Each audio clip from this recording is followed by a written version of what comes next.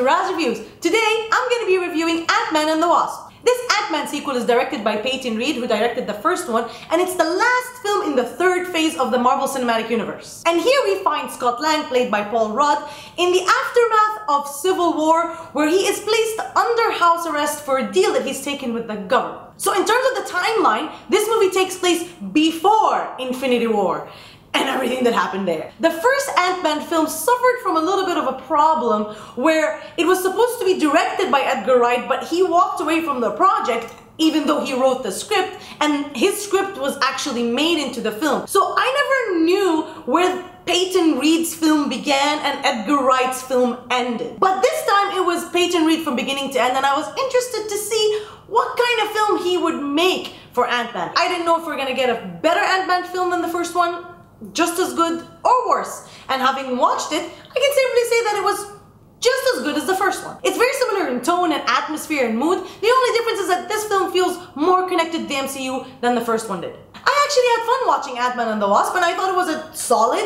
enjoyable, mini standalone Marvel movie. And here are the top 3 things that I liked about Ant-Man and the Wasp. Number 3, Luis. Michael Peña's supporting character was a standout for me in the first film, and it's the same in Ant-Man and the Wasp. I really enjoy his scene. He's very funny, he's adorable, I like his lines, and I like these little rambling sequences that he goes on. And these are Edgar Wright touches that I thought would be missing from this film, but thank God they're not. He's a great character, and he stands out from the other supporting characters in the Marvel Cinematic Universe. There isn't anybody like Luis, and I really enjoy having him around.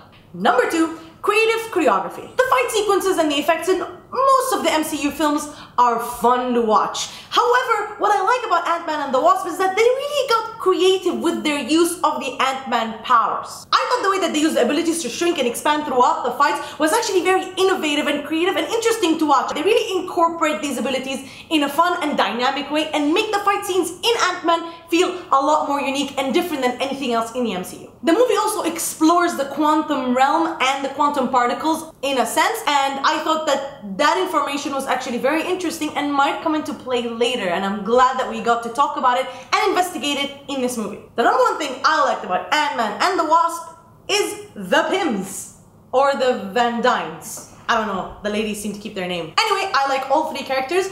I really like Hank Pym. I thought Michael Douglas does a great job portraying him, and Hank Pym is a very interesting and dear character to me and to all of the comic book fans. He's the original Ant-Man. I know that they're giving the reins of Ant-Man in the MCU to Scott Lang, and I'm okay with that personally, and Hank Pym will always be a big deal. But I really enjoy Michael Douglas's portrayal of him, and I like his relationship with his daughter Hope. She does a good job too. She has nice chemistry with Paul Rudd. I like her character development here and the development of their relationship. And also we get to know a little bit more about the mother, the original Wasp, Janet van Dyne, played by Michelle Pfeiffer in this film. Also great dynamic and a lot of investment into their relationship and into their bonds, and I thought it was one of the most intriguing parts of the film for me, and I really enjoyed all of their scenes. So generally this movie was nice and fun to watch. However, there are things that it doesn't get right. So let's begin with the top 3 things I didn't like about Ant-Man and the Wasp. Number 3, Bill Foster. Bill Foster is a new character introduced in this movie, played by Laurence Fishburne, and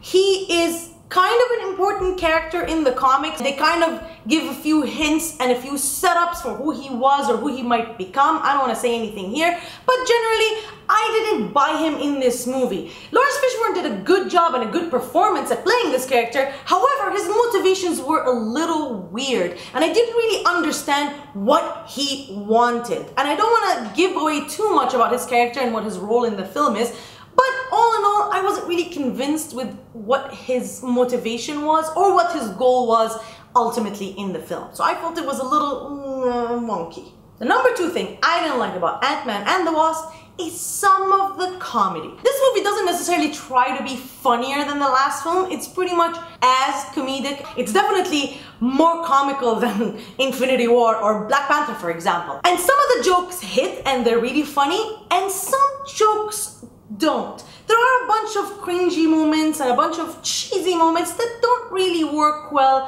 and they make me a little bit uncomfortable at certain points of the film. And the reason for that was not because the jokes weren't necessarily written well or because the actors didn't perform well. It's more or less about the timing and the editing. For example, there were moments where a character would make a joke or say a punchline, and it would be good, but then they cut away to a reaction of another character and he'd be like, bleh. The person says the joke and you'd laugh in the audience, and then when you're done laughing, we're still at the reaction shot. It's like, bleh. And that's what makes it awkward. And that's the thing, comedy is all about timing. And I think that, like, for example, Taika Waititi and, of course, the Russo brothers, they've nailed the comedy timing down.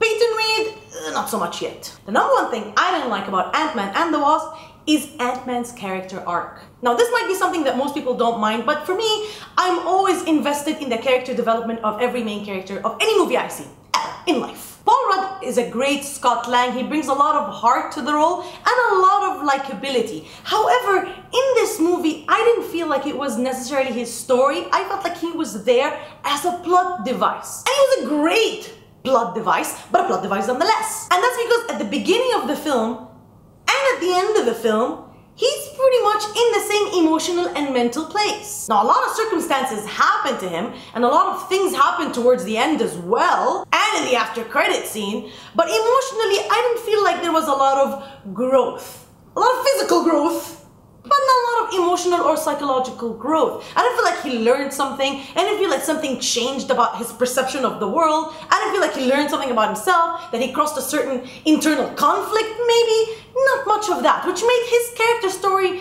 not feel that well developed. Like, in comparison, when we talk about a movie like Captain America, Winter Soldier, Captain America ends up in a very different emotional and psychological place than when he started in the end of the film. A lot has changed about him. He has gone through an emotional and internal and psychological journey. And that's important. That makes you more invested in the character, and it makes you feel like you went somewhere. And it makes you feel like he's important in the movie because it's his story. Here, Scott feels more like a passenger in the car being driven by Hope Van Dyne, because this is mostly her story, her emotional arc, her relationship with her parents and her family. And I felt there was a lot of investment there, more than the investment in Scott Lang's character per se. Now, just to be clear, I'm not saying that I didn't enjoy Ant-Man.